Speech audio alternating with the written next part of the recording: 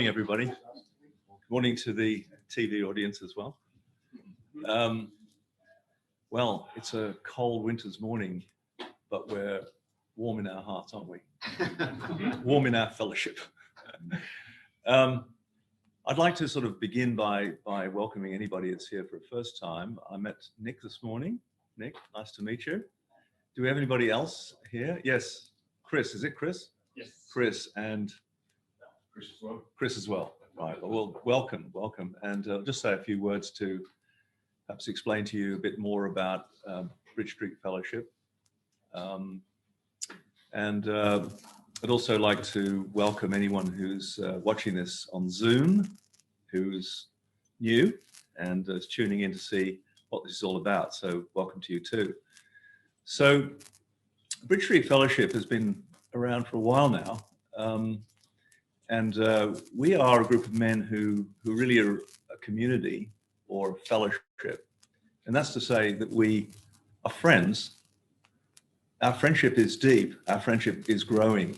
And we're getting to know each other better and better all the time. And I think that's the foundation under which we operate. Because if you've got a community that's strong, that likes itself, that's personal, on that you can build a lot of other things. And many things have come out of the fellowship that we have. The dialogue we have with each other is about faith. And it's about our faith in God. And we've got many people of different backgrounds, different churches, different beliefs, who are on the road to finding faith in God and trying to understand what that means in their own lives. How does it affect the way they think? How does it affect the way they work? How does it affect their view of the culture? How does it affect their marriages, et cetera, et cetera? And the speakers we have are people who are, I think, great members of our fellowship in the sense that they are vulnerable with us and are willing to really commit the stories of their lives to us, good, bad, and indifferent. And I think we see people and test them as to how open they are and how willing they are to share. Sometimes you get speakers who the story is always good, and nothing seems to have happened. Other times, and most frequently, we see the vulnerability of people, and we learn from that about our own faith. So that's what we're about. And this morning we have my good friend Michael Gaston. Where are you, Michael? Oh, you're right behind me. Got your back. Michael is the principal partner of a company called Kahn Finch, and Kahn Finch is a distinguished architectural firm that's been around for a good few years now, and I believe you were the founder of it, weren't you? Thanks a lot. And 58 years. Kahn Finch has produced a number of amazing buildings here in Sydney. I was asking Michael which ones he was particularly proud of, and he said, look, there's so many in this city, do you want the early ones, the middle ones, or the later ones? So I think I'll leave it up to him to tell you about that. But I remember, and I've done a little, Michael and I have had a little discussion about a few things to do with his business in the past. And I certainly remember him describing to me how he and his friends developed the master plan for a Middle Eastern city, the whole thing. And, it was an amazing story. So maybe he'll mention that in passing. But I really recommend Michael as a very open, vulnerable person, and someone who I'm sure will really awaken our hearts to many things that have happened to him. Okay, Michael, you're on. Thank you, Oliver. Can I add my welcome to that of Oliver's? For those online, it's wonderful you're here, and those in the room, my name's Peter, if we haven't met before. Michael. Good morning, Peter. Good morning. Thank you for accepting the invitation to speak. It's a privilege to be here with the fellowship, for sure. Let's step forward a little bit. That's wonderful. Now, why don't we pick up where Oliver sort of left us? So tell us a little bit about some of those projects that you've done, and what is this about a Middle East city that you've designed? Well, as Oliver was saying, there's early, middle, and current. And in Sydney, the early ones that I was involved in included Gateway at Circular Quay, which is a 46-level commercial building, the Hotel Intercontinental, the Sydney Stock Exchange building, the Sheraton on the Park, Tattersalls building, 3 apartment buildings in the Rocks, and I'm very proud to have been connected with those. But the practice itself, which has been going 58 years, has... you started when you were 10. 16, actually. Yeah, right. The practice has done over 30 high-rise buildings in the city. And as we got into the middle years, so to speak, in the more recent years, my role moved from being Australia-centric to being a bit more global. And we have a practice that's been now 18 years in the UAE, set up in Dubai. And from Dubai, we've been privileged to work on some astonishing projects. We were invited to go there, and it was interesting that we arrived as an Australian team, and on the world stage there are the Americans, and there's the British, and the Canadians, the Japanese, and the Australians. We just arrive and we just get on with it. And working with Americans, it was a really interesting experience, because they'll meet you for the first time and they'll say, "Oliver, I've heard all about you. You guys are fantastic, and I love your work." And they did that to us, and we're sitting back going, it's a bit cringeworthy. Let's get on with it. So what I came to see was not just Australians, but those professionals that have come out of the Commonwealth kind of system, whether it's the Kiwis, the South Africans, and the Brits. We've got a completely different attitude to consultants, other international consultants in the development sector, I should say. So, and the city, yes, that was another invitation. It was actually in Kazakhstan, and we were given the brief to master plan 4 new cities in a 70-kilometre corridor from the old capital, which is called Almaty, to Lake Kapkajai, which is on the border with China. And so, yes, we master planned those. If you go on Google, you'll see the infrastructure. Obviously, these things take many years, but you will see the infrastructure in place. That brief was fascinating because it included, our competition was a Korean firm, and we didn't realise that, but we arrived to present our credentials and present our scheme, only to have our competition sitting in the room. And I thought, that's unusual. How does that work? And then I had to go with my Korean counterpart.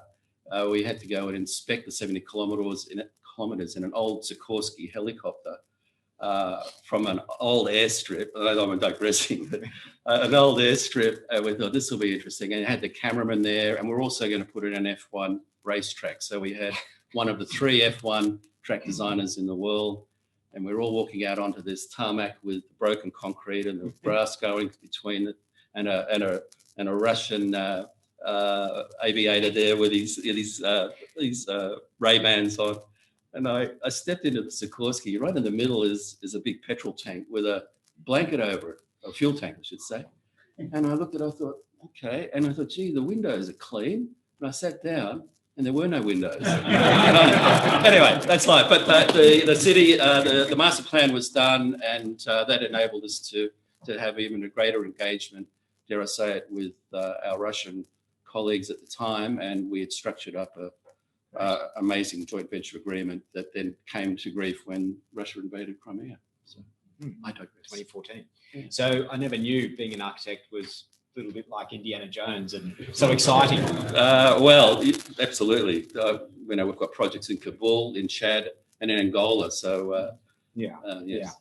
Now, Oliver did say in the introduction that many of our speakers are willing to sort of share a lot about their lives, and particularly the difficult moments. And I know, Michael, you've been very kind to do that in some of our small groups.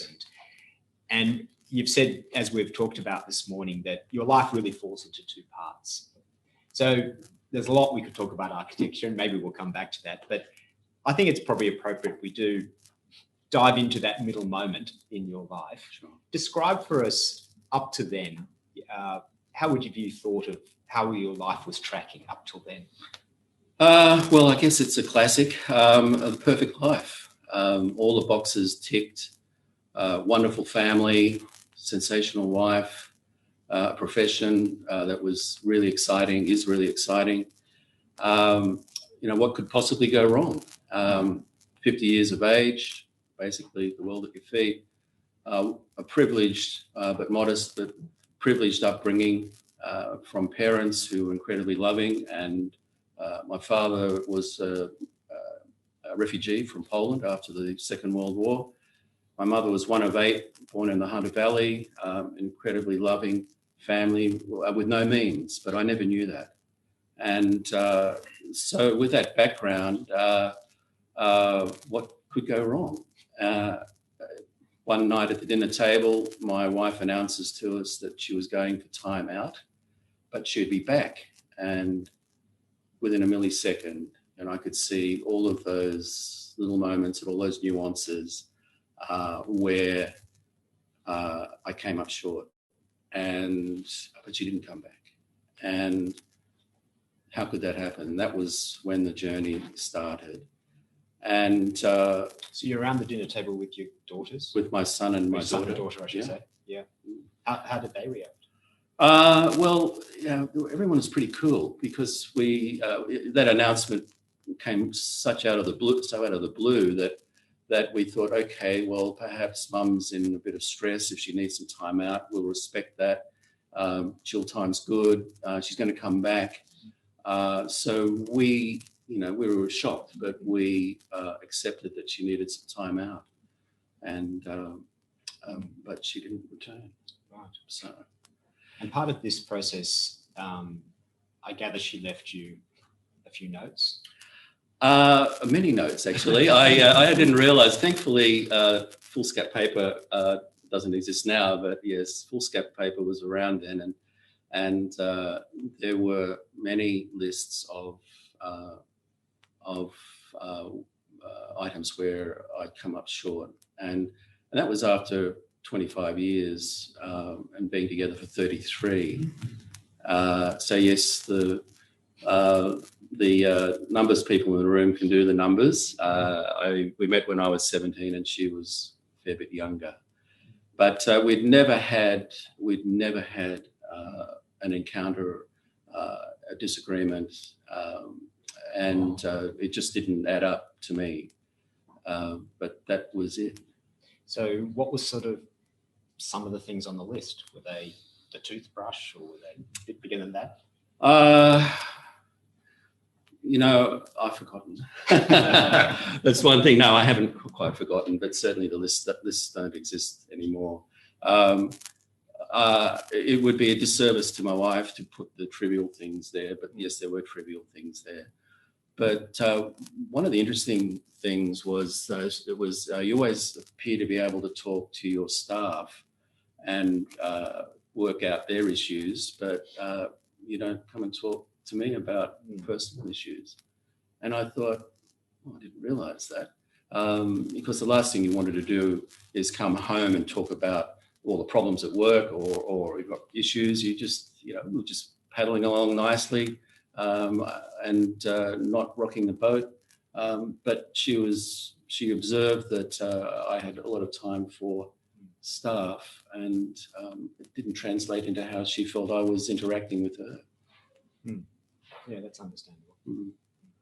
So how did you respond to this? Well, I was in hospital 3 times. I think that Jack Nicholson movie was made up about me when he was in hospital with anxiety a number of occasions. I crashed and burned, and you don't appreciate, or I didn't appreciate that in a traumatic situation how the body then responds and shuts down, and the body is going one way, your mind's going another way, and at the same time you have the family still, because you're at home and the children are still at home, and you still need to perform at your peak on a daily basis in the office. So I was wrought, but and where was God in all of this? The obvious thing, the initial response was, well, how could this happen? This happens to others. It doesn't happen to me. I'm Michael Gaston. I make the decisions. I join the dots. Everything's fine.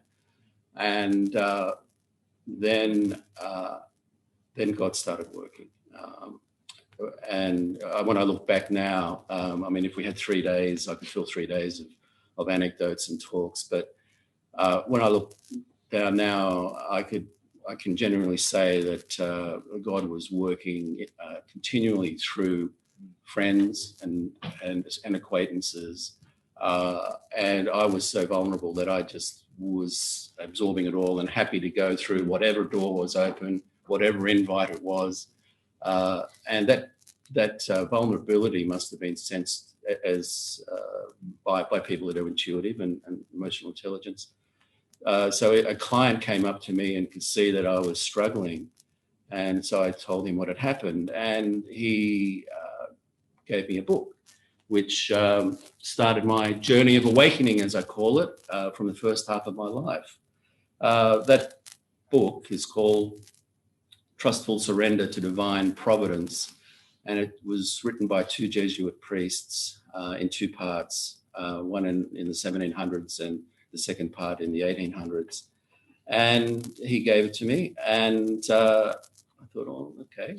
And I started reading, and therein lies then the second part of my life. And do you remember now something particularly from the book that stood out? Well, as I mentioned earlier, this notion that, wow, something could happen to me, how could that be? I was in charge and I connected the dots.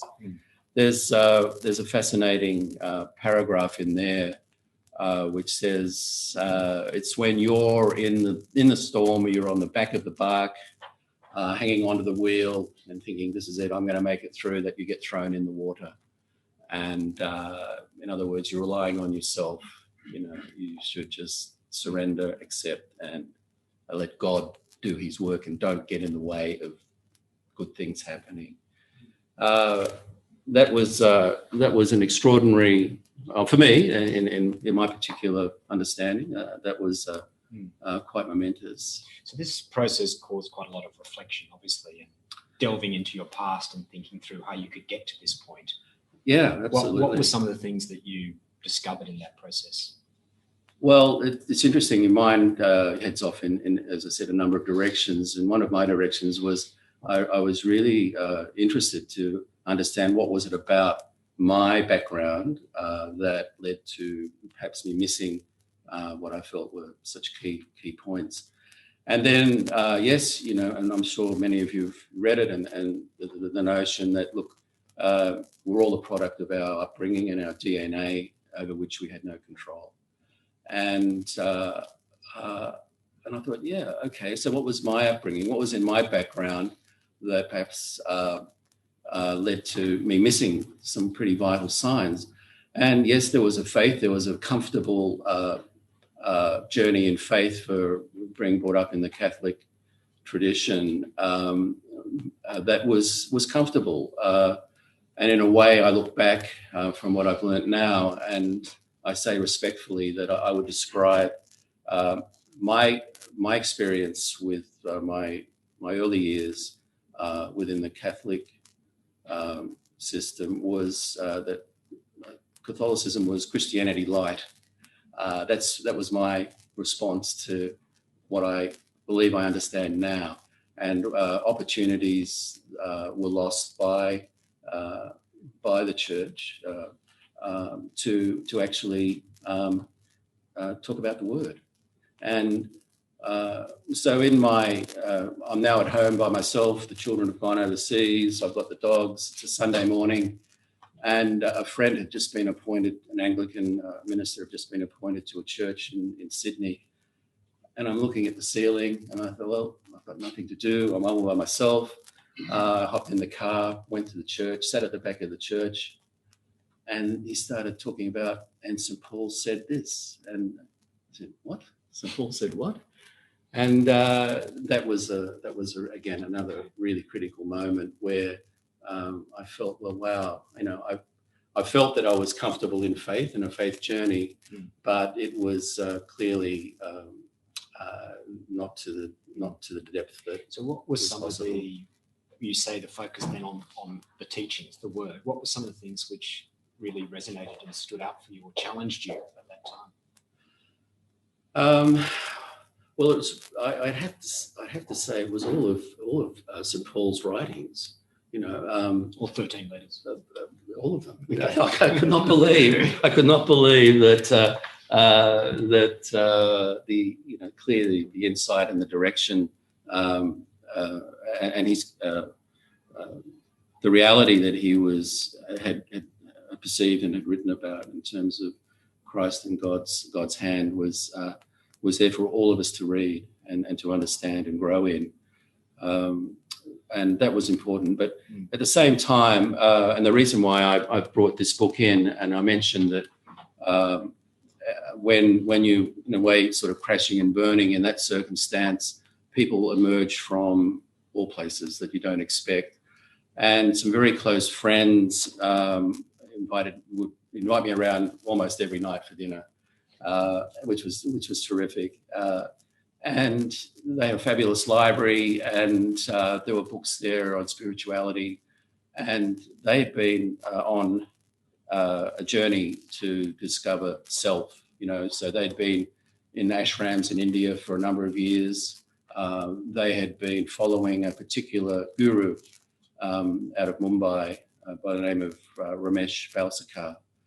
And Ramesh was the former chairman of the Bank of India. He was an A-grade golfer and cricketer. He was also Mr. India in terms of muscle and building. And he had devoted his latter part of his life to debunking the industry of gurus. As a guru. But he had done that around, and some of you may have heard of this, but there's probably arguably a seminal book on Indian wisdom, I'd call it, rather than spirituality. And it's a book called I Am That by Sri Nisargadatta. And Sri Nisargadatta was a guru again, but a secular guru. You know, it was not about gimmicks. And Ramesh, the chairman of the Bank of India, would go along to the satsangs or the talks of Nisargadatta. A satsang is a bit like we're here today. You know, it's a room full of people. You walk in and you say, well, and Ramesh will say, it's great to see you, Peter. So tell me a story and what's your problem? So he did that with you? He did that with me as well. But Ramesh, the chairman of Bank of India, would write down and transcribe the response of Nisargadatta. And it's in 91 chapters. And they gave me this book, and I was reading the book, and I thought, this is pretty good as well. And they said, look, we're going to be in Mumbai. Why don't you join us? And I was in Dubai in our office at the time as well. And I said, sure, I'll just pop over and I'll come and meet you there. And that was paralleled, and what I'll describe at the moment, to me, makes this particular book so relevant, and the messaging in it.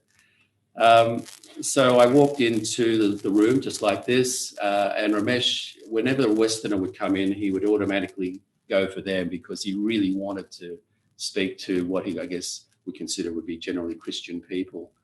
And there'd be a cohort of locals and Indians and others around in the room. And he said, so Michael, why are you here? And I said, well, these friends, you know, gave me one of your books, and it was I Am That. And he said, so you've read it? I said, yeah. I thought it was pretty good. And he said, well, it's pretty good because normally people don't understand anything about that book. And they actually have to go and buy a book to learn how to read the book about I Am That. I said, no. And I said, in fact, you know, what you've talked about in your books as well, Ramesh, about acceptance and total surrender is no different to what I've been brought up in the Christian tradition. I said, really? And yeah. And so we talked about that, and he said, look, that's fantastic. Just keep going. And my friends who had been on this journey for 25 years, as we left, they pulled me up and they were really peeved. They said, look, we've been on this journey for 25 years, and you walk in and sit down with Ramesh and he gives you the green light. How did this happen? I can't tell you, but... or maybe the words of St. Paul and Jesus had something to do with it. Absolutely. But to add to that, and if that experience, I'm in Mumbai, I'm going for a walk, around the hotel, which, past the cobra, the cobra dancers and I'm being pursued by two beggars. And I thought, okay, well, and some people were trying to get the beggars away from me. I said, no, it's okay. So I'm walking around, I cross the road, they follow me across the road. I go into a shop, they sit outside at the shop. I'm looking out there, and I said to the shopkeeper, I said, look, there's beggars out there. I mean, it's a naive thing. How much would you give them? He said, oh, don't worry about them. I walk out, they're still there. They're walking with me. I'm crossing the road, and she says to me, where are you from? And I'm from Sydney. Oh, that must be a beautiful place. I said, it is. It's really fabulous. That's great. I walk across, they still follow me. And I turn around and I said, look, here's some money. And she said, actually before that, no, that's right. She said, yes, I don't want your money. And she said, do you have a family? And this is just after the event happened for me. And I said, well, I did have a family, but they've all gone. And I was just looking away. And when I turned around, she said to me, I'll pray for you. And then they just disappeared. I just looked away and I turned back and they'd gone. And I'm standing there, having just had the session with the guru, so to speak. And here is a beggar saying that she will pray for me. And I went, wow, this God is working big time. One beggar to another beggar. Correct. Yeah. So, and that's I guess the nexus for me in that was the universality of the truth, that someone like Ramesh Balsekar, who chairman of Bank of India, who'd been brought up clearly within a Hindu environment, had an intellect and an understanding that transcended just denominational and parochial matters of faith. He was clearly understood the big picture, but he was brought up in that fashion, and that was his DNA. But he was able to connect to me and to others with the touching on the universal truth of faith in God. So just on that, and we've just got a few more minutes, and gentlemen, you might have questions in the room and online. If you would like to ask a question per the chat, do text me on the number that you've got and we can ask your question. So just pulling some of those threads together, you said your life in two halves, that you had the perfect life, this couldn't happen to you, that I, Michael Gaston, was in control. Now you've spoken a lot about this need to accept, sort of surrender, and seeing that you're not in charge, and God can even work in amazing ways through a beggar in Mumbai. So what is it that now, looking back, what would you say has been this fundamental change that you got wrong, but now you see is a different path? Well, I've used an expression. I just don't want to get in the way of good things happening. I say that with my staff. I say that with my family even. And I guess what I mean by that is I just don't want to get in God's way.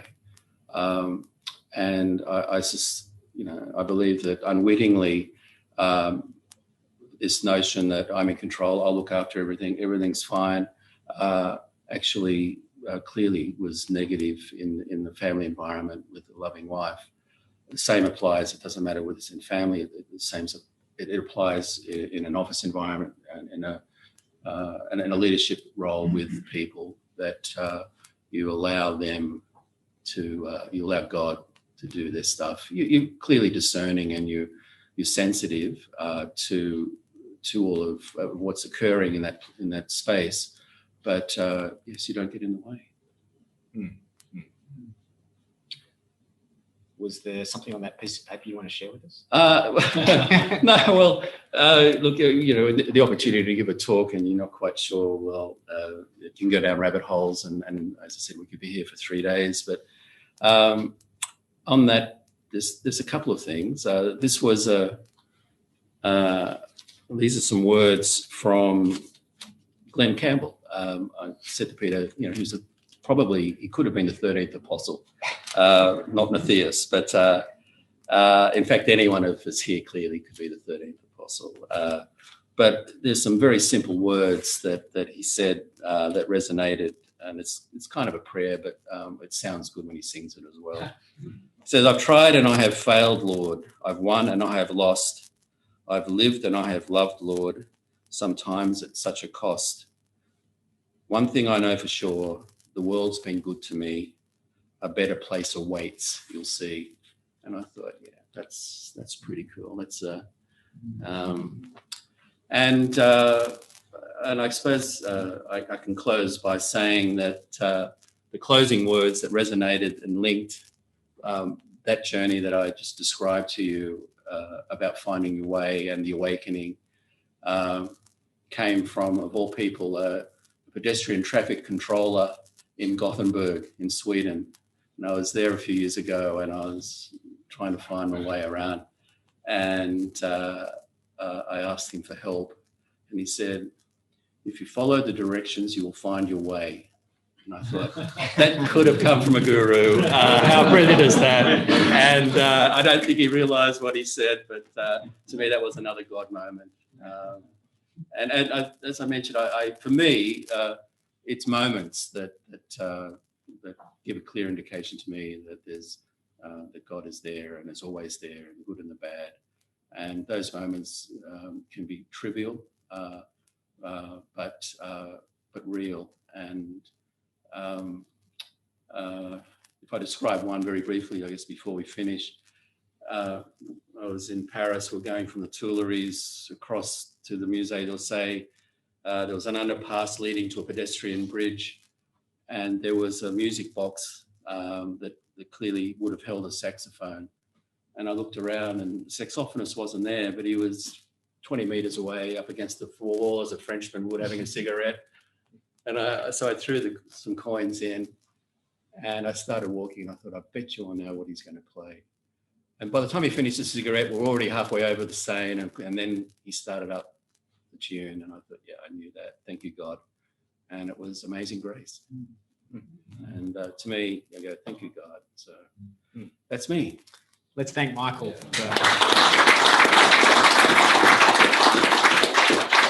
Well, Michael, from Kazakhstan to India to the streets of Paris, you've given us a bit of a tour, not just geographically, but very much about your life. So, gentlemen in the room, if you'd like to ask a question, just put your hand up and we'll make sure it's loud enough that people can hear the question here. Sure. The number's in the chat for people who are online. Yep. And online, if you'd like to ask a question, do text me. I'll pick up the question here and I'll ask Michael. So, gentlemen, any questions? Will? Michael, thanks very much for that. Both of us, Catholic upbringing, faith in Christ, etc. With the Indian guru, did that change your thinking about the Jesus Christ, the only way to God, and the Gospels? No, not at all. It actually reinforced it, and I suspect this will sound, perhaps a bit over the top, but I suspect that Ramesh also benefited from me talking about the gospel and the Christian faith that allowed me to be here, sitting in front of him. Thank you. So, yeah. What's happened with your wife? Have you made contact again? Or? Can you just repeat? Because I'm not sure how loud it is. No, you can repeat it. No, it's a good question. What's happened with my former wife? Look, I do make contact with her from time to time, but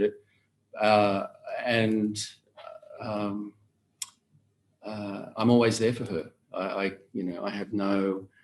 certainly have no ill feeling or ill will or anything like that towards my wife. Clearly, there's still enormous love there for her, but yes, it's not reciprocated, and I understand that, and it's life. Ian? Yeah, thanks, Mike. Michael, a lot of us are comfortable Christians, similarly to Catholic upbringing. What's uncomfortable Christianity look like for you right now? Well, That's an interesting question. Do you mind just repeating it? What would be a description of uncomfortable Christianity? Well, that's actually being challenged. For those not Catholics, and we were told once a Catholic, always a Catholic. You'll be fine. You've got the armchair ride. You've got the inside running. No worries. Great. Then what does that do when events like happen in life? And mine was a divorce. There are many other critical events for people, loss of loved ones and spouses that are far more, dramatic than that. Did my faith enable me at that time to get through that? No. It was light. It needed me to go and start to delve into what was the word. Why did the church not allow us to read the Bible? Why was the Mass in Latin? I mean, all these kind of incongruities of a universal church. So uncomfortable is going in and reading, speaking, engaging, coming to fellowship like this, and keep going to church. Yeah, thank you. Is that a question, Paul, or are you scratching your head? You're scratching your head. Yeah, I was going to say that, you're I think you're at least the second, maybe there's been more people, and there was one memorable one what's his name, the chap who's the Anglican priest down in Canberra. Ian Powell. Ian. And in Ian's case, it was just as dramatic as yours, except that, she had the dinner which he prepared. He fell asleep in the chair, and when he woke up, there was a note. Mm. It was all over, and he was totally dumbstruck, just as you were. Mm. So my question is really to do with when you look back, what are some of the things what's going on in the mind of your spouse? Is your spouse accumulating enough sort of feeling that she's going to cast aside all the natural desires of everybody to keep the family together, to be a loving spouse to your husband, etc., etc.? Is this a sort of a mounting angst which reaches a breaking point, or is it something else? And if that is the case, do we as men kind of just live from day-to-day encounters in which we don't realize we're accumulating hurt with our spouses? What's your view of that? It's a bit of each, Oliver. In the case of my wife, so we'll talk to that now to a certain degree. What I came to understand, and it gets back to the notion of upbringing, being brought up by my father, who was the patriarch, a strong man, European. The man is in charge. You get on with life. There's no mystery why I went through 13 years of school without ever having a sick day. You've broken your leg, no problem. Get on with it. It's okay. You can go to school. It's all right. And that's about being the strength of the family and making sure that you're the defender. That was misinterpreted, I'd say, politely, by my wife as being sort of an aloofness. And Gaston doesn't show you're vulnerable or you're hurt or you're not feeling well. You get on with it. And I'm going, really? Is that no? That's not what my intention was. That my intention was, sure, I'm hurting and sure I'm in trouble, but you're the patriarch. You've got to show the strength and push through this. Not realizing that in fact she was vulnerable and she did need to be able to break down. And it coincided with two major events in her life, which was her mother dying of quite tragic kind of extenuating circumstances, and a classic. Both children had just finished school, so the woman suddenly is feeling, my mother has died. My mother was complaining about her marriage. What's my worth? My children have just left home. What's my value? And it's such a common story. And so I guess in a way, my if you want to say it that way, my strength was seen as an aloofness, and I guess the ultimate breaking point for her was when her mother died. There was no funeral, there was no ceremony, there was no closure. And one night, for the first time, and we've been together 33 years, the first time I'd heard my wife crying. And I went in and said, "What's wrong?" And she said, "Is this all I'm worth?" And she had a photograph of a casket by a graveside. And I thought, her father, that was her father's way of saying, well, this is your mother and this is the burial and thanks very much. And so there were a lot of things swirling around at that time, and it was a perfect storm.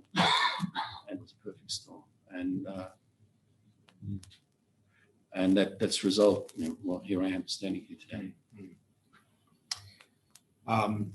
I'd love to sort of keep going down that path, and maybe we can still come back, but there is a question back on the sort of business front. Running a business with purpose and impact is important. What impact have you made for our society and community? And what is your vision for the next 10 years of your life career in sort of 60 seconds? Okay, well, certainly what's really brought into sharp focus in more recent years is in looking at design, that your designs are purposeful and meaningful, are sustainable, do benefit the well-being of the users so whether it's commercial buildings or whether it's residential or whether it's hotels. I have to say, when I was designing a major hotel complex in Dubai, and my hand was moving across the page, and these were two hotels combined, convention and exhibition centre. As I was drawing, I knew that I was creating spaces that people would feel good in and people would enjoy, and that they were buildings of substance and not just tokens. So as a designer, as an architect, and being responsible in that space, that's something that we've been doing sort of just innately anyway, but it is also fair to say that the planning controls and governments are mandating basically design from the ground up in terms of being responsible and for people and for community. Okay. Any other questions in the room, gentlemen? Rob? Thanks, Peter. Michael, what do you think of the future of cities, office working cities, when now people are spending half their time at home, and people are talking about the office being a social place where we do team and learn to trust each other, but you can do your work at home. What do you think of all those things?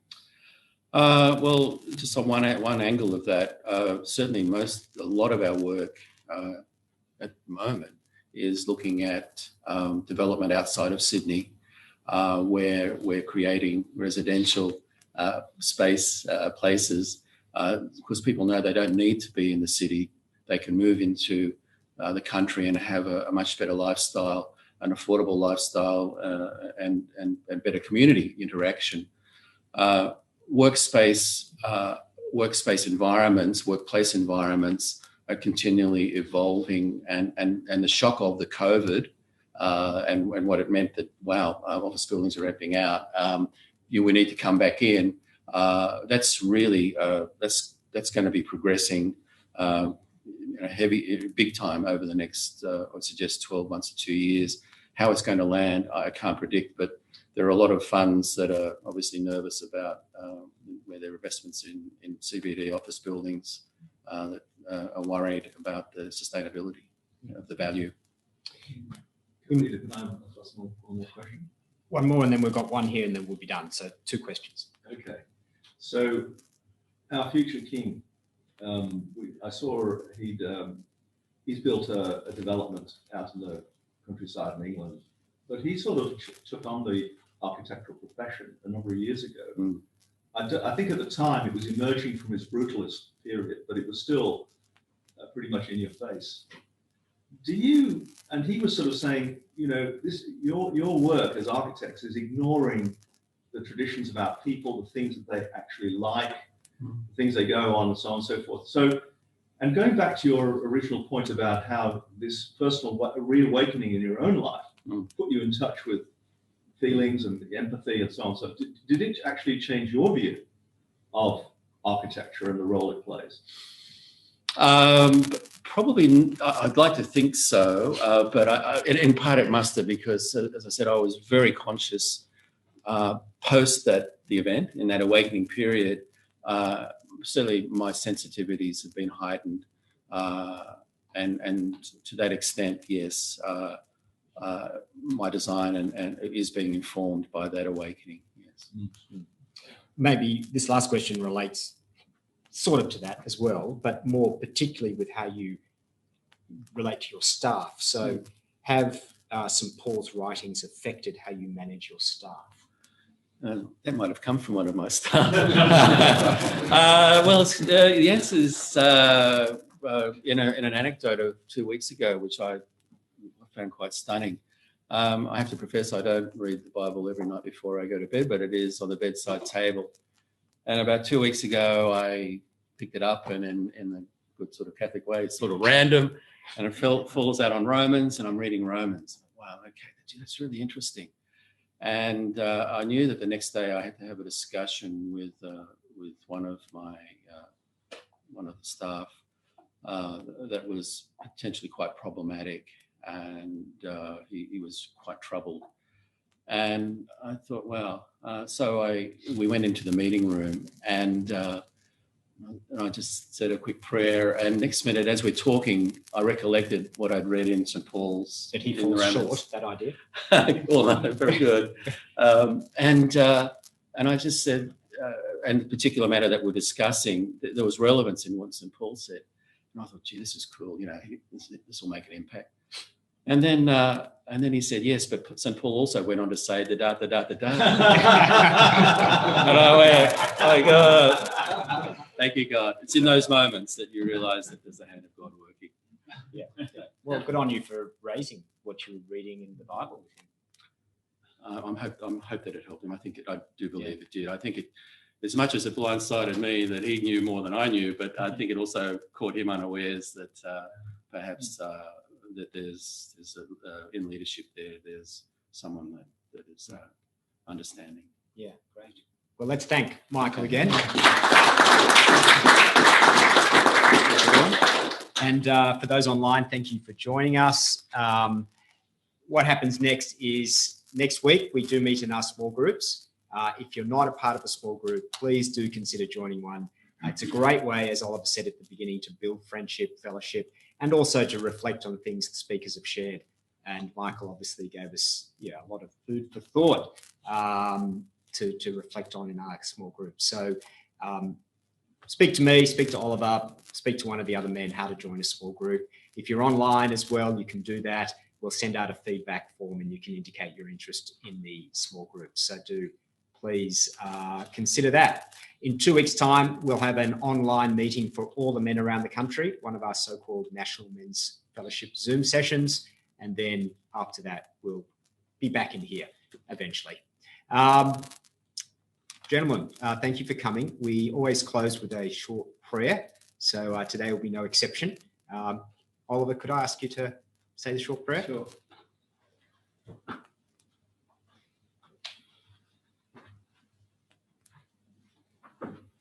Dear Heavenly Father, thank you for Michael's testimony. Thank you for his words. Thank you for his honesty and his vulnerability.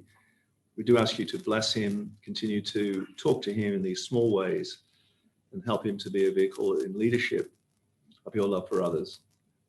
And we thank you for this meeting, and we ask you your protection for the rest of the day. In Jesus' name, amen. Amen.